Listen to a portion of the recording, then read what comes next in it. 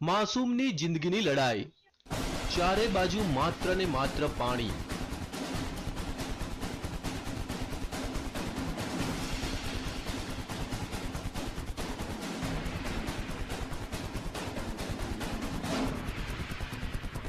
પાણીના ધમધસતા પ્રવાહ વચ્ચે ફસાઈ એક માસૂમની જિંદગી।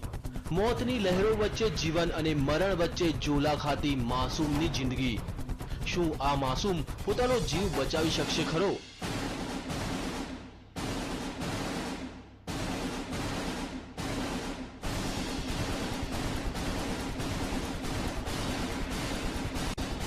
માસૂમ મોતને આપી શકશે માત?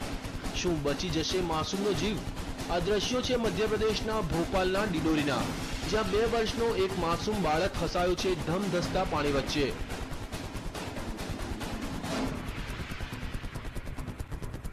આ બાળક રમતો રમતો આ નદીમાં પહોંચી ગયો અને અચાનક પાણીનો પ્રવાહ વધી જતા તે અટવાઈ પડ્યો।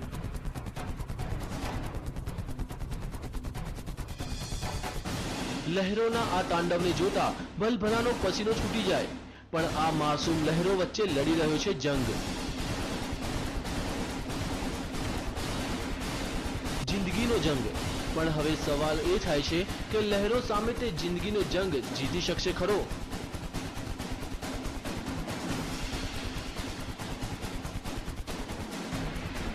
તેને કોઈ પણ ભોગે પોતાનો જીવ બચાવવો છે। તેને નદીના પ્રવાહની કોઈ પરવાહ નથી। તે તો તોફાની લહેરોને આપી રહ્યો છે ટક્કર।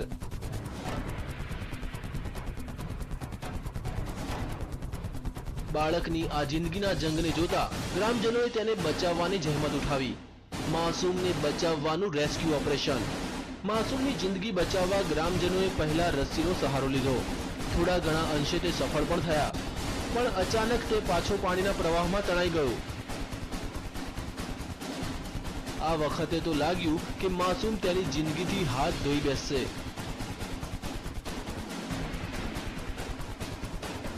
પણ ગ્રામજનોએ હિંમત ન હારી અને નદીમાં ઝંપલાવ્યું અને તરતા તરતા માસૂમ સુધી તે પહોંચવામાં સફળ થયા।